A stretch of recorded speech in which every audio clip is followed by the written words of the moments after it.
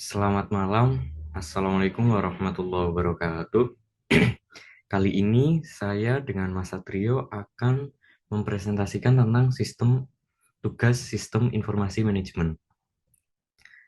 Kelompoknya terdiri dari dua orang. Pertama saya, Tabib Mutawakil, absen nomor 5, kemudian Mas Satrio Bagus Susianto. Yang pertama, saya memilih soal dengan pertanyaan, apa perbedaan dari fakta, data, dan informasi? Data adalah kumpulan fakta atau angka yang belum diolah. Data bersifat mentah dan tidak memiliki makna ataupun konteks yang jelas. Contoh, angka penjualan 100 tanggal 1 Oktober dengan nama produk A. Fakta adalah informasi yang dianggap benar dan dapat diverifikasi. Fakta seringkali berasal dari data yang diolah atau disusun dengan cara tertentu. Contoh, penjualan produk A pada bulan September adalah 100 unit. Nah, di sini kan lebih mendetail. Adalah fakta yang bisa diuji kebenarannya, bisa diverifikasi. Kemudian ada yang namanya informasi. Adalah data yang diolah dan dianalisis sehingga memiliki makna dan konteks bagi penggunanya. Informasi berguna untuk pengambilan keputusan. Contoh, penjualan produk A meningkat 20% dibanding bulan sebelumnya, yang menunjukkan tren positif di pasar. Yang mana informasi ini mereka nge-grab dari data sebelumnya sehingga mereka bisa tahu, bisa membandingkan, dan bisa menyimpulkan bahwa ada tren positif di pasar. Baik, selanjutnya untuk soal yang saya pilih adalah sebutkan 4 ciri kriteria informasi yang berkualitas. Yang pertama, relevansi. Informasi harus sesuai dan bermanfaat untuk tujuan atau kebutuhan pengguna. Relevan, yang mana sebuah informasi, sebuah data itu harus sesuai, tahu kebutuhan penggunanya itu apa sih, informasi yang kita sajikan itu harus relevan. Kemudian ada akurasi, informasi harus benar dan dapat dipercaya. Informasi itu harus bisa dipertanggungjawabkan. Akurasi memastikan bahwa data dan fakta yang disajikan tidak mengandung kesalahan dan mencerminkan realitas dengan tepat. Kemudian ada keterkinian, update atau aktual. Informasi harus disampaikan dalam waktu yang tepat. Karena apa? Karena informasi yang sudah lama, yang sudah di masa lampau, bisa saja sudah tidak dibutuhkan. Keterkinian penting untuk memastikan bahwa pengguna memiliki data terbaru yang relevan untuk pengambilan keputusan. Kemudian ada kelengkapan, informasi itu tidak bisa setengah-setengah. Informasi harus mencangkup semua data yang diperlukan untuk analisis dan pengambilan keputusan. Informasi yang lengkap membantu pengguna untuk memahami keseluruhan konteks dan menghindari kesimpulan yang salah. Fungsi utama diterapkannya sistem informasi manajemen dalam suatu organisasi. Yang pertama, pengumpulan data. Mengumpulkan data dari berbagai sumber untuk analisis lebih lanjut. Yang kedua, pengolahan data.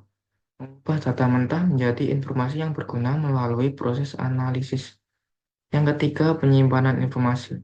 Menyimpan informasi secara terstruktur untuk akses yang mudah dan cepat. Yang keempat, penyebaran informasi. Mengkomunikasikan informasi kepada pihak yang membutuhkan dalam waktu yang tepat. Yang kelima, pengambilan keputusan. Mendukung manajemen dalam mengambil keputusan yang lebih baik dan berdasarkan data. Yang keenam, monitoring dan evaluasi. Mantau kinerja dan evaluasi efektivitas strategi dan operasional organisasi. Yang terakhir adalah perencanaan. Membantu dalam merencanakan kegiatan dan alokasi sumber daya secara efektif.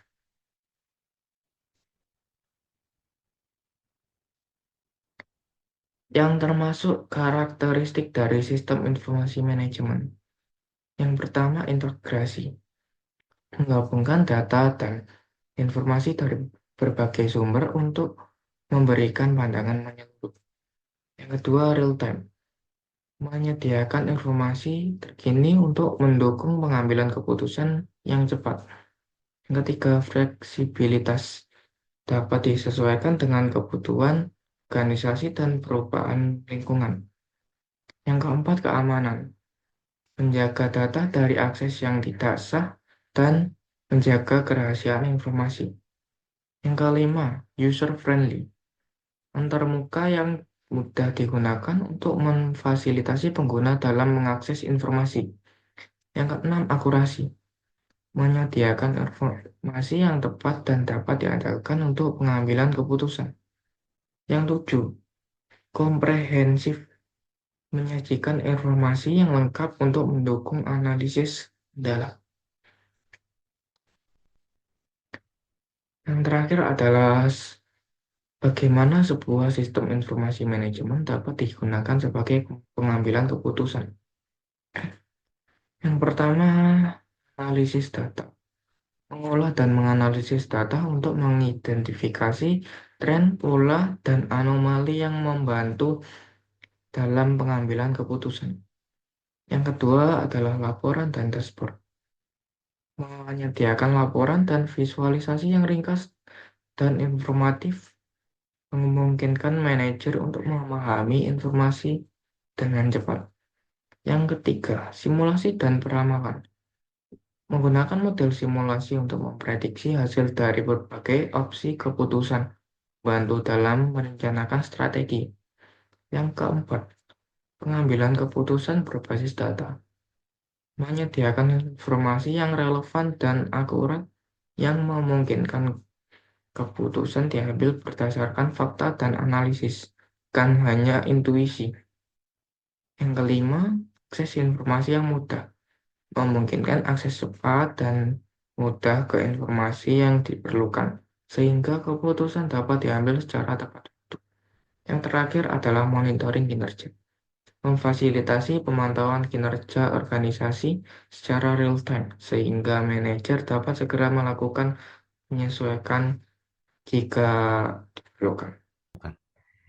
Baik, sudah 5 soal, saya rasa cukup. Terima kasih Ibu, mohon maaf mengganggu waktunya. Sekian dari kelompok kami. Wassalamualaikum warahmatullahi wabarakatuh.